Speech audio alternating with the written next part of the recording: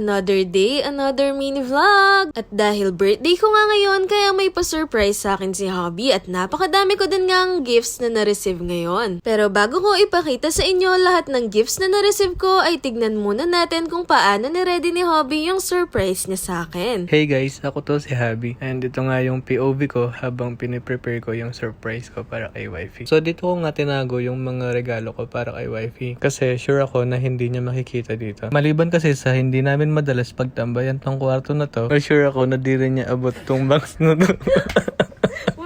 So maaga nga akong gumising ngayong araw para ma-prepare ko yung surprise habang tulog pa si wifey. Ang una ko nga ginawa ay chinek ko yung mga orders ko para kay wifey. Inipon ko muna nga itong mga ito para sabay-sabay ko na silang ma-check. Mahirap kasi silang i-check isa-isa pagkadating dahil baka makita ako ni wifey. Buti na nga lang ay walang damage yung mga order ko kaya hindi ako nagka-problema. Inayos ko na nga itong happy birthday banner pagkatapos kong i-check yung mga regalo. Kabado nga ako habang ginagawa ko itong mga to. Baka kasi biglang magising si wifey at hanapin ako. Ingat nga ako makagawa ng ingay dyan pero nakakagawa pa rin ako ng konting ingay. Buti na nga lang ay mahimbing ang tulog ni wifey kaya tuloy-tuloy lang ako dyan sa pag-prepare ng surprise. Nilalagay ko na nga dyan yung happy birthday banner. Doon nga ako sobrang nahirapan kasi ang hirap niyang pagbantayan tapos sobrang ingay pa ng upuan. Pagkatapos ay tinanggal ko na yung mga gamit na nasa table para mailagay ko na yung mga regalo. Hindi ko na nga muna siya binilhan ng cake. May lakad din kasi kami ngayong araw kaya ang plano ko ay doon ko na lang siya bibilhan. Ginising ko na nga si wifey dyan pagkatapos ay binblindfold ko muna para masindihan ko yung kandila.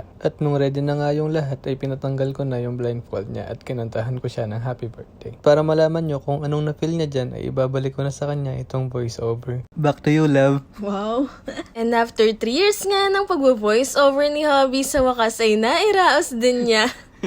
Anyway, sobrang ganda nga nung start ng birthday ko. Sobrang unexpected kasi na merong pa-surprise si Hobby. Paano mo naman expect na may pa-surprise siya, magkasama lang naman kami sa iisang bahay. Ang galing nga dahil naisipan niya na i-video lahat ng ginawa niya kaya napanood ko din. Kaya din pala hindi ko expect itong surprise na to ni Hobby dahil meron din kaming lakad for today. Nag-start na nga din pala akong mag-open ng gifts niyan. Grabe no, ang dami kong gifts. Yung unang nabuksan ko ay galing sa kapatid ko na si May. Sobrang cute niya na stuffed toy. Pinangalanan ko nga siyang Blue. Ito namang pangalawang nabuksan ko. Hindi ko alam kung anong tawag dito pero sobrang cute din niya. Galing naman yon sa bunsong kapatid ko na si Nicole. Ito namang sandals na to ay galing kay mama at papa. Sakto nga dahil magagamit ko ito para sa lakad namin. Susunod ko namang inopen ay yung mga regalo sa akin ni Hobby. O diba, tuwang-tuwa din ako dyan. Hindi ko mapigilan yung kilig ko kasi ang gaganda talaga ng mga regalo nila sa akin. Susunod naman na binuksan ko ay regalo pa din sa akin ni Hobby. Yung unang binuksan ko kanina ay bracelet at ito namang mga to ay mga sleepwear. Noon pa man ay si Hobby na talaga yung sponsor ko ng mga sleepwear. Yung suot ko nga dyan na pajama ay galing din kay Hobby. At ito naman yung pinakahuling binuksan ko. Ang ganda din nitong bag na binigay sa akin ni Hobby. Sa sobrang tuwa ko sa lahat ng regalong na-receive ko ay napasayaw pa nga ako. At dahil napakaganda din nitong bag na bigay sa akin ni Hobby kaya tignan nyo naman, flex ko pa talaga. Ito na nga din pala yung bag na ginamit ko para sa lakad namin. So yan na nga pala lahat ng gifts na na-receive ko. Thank you sa mga kapatid ko, thank you kay mama at papa at syempre thank you din Hobby. At hindi pa dito natatapos yung unboxing ko ng mga gifts. Pero this time ay kasama kong nag-unbox si Hobby dahil ito ay regalo sa amin ng mama at papa ko para sa first civil wedding anniversary namin ni Hobby. Kaya thank you ulit mama and papa. Gagawa din kami ng separate video soon para maipakita sa inyo kung paano gamitin itong bigay ni na mama at papa. Kaka-start pa nga lang ng araw ko pero sobrang saya ko na talaga kaya thank you sa inyong lahat. Abangan nyo nga din pala yung mga susunod na vlog namin ni Hobby dahil 3 parts itong birthday celebration ko. Ito yung preview para sa next vlog natin. Excited na akong ipakita sa inyo itong celebration ko ng birthday ko. Thank you for watching and hoping to see you on our next vlog!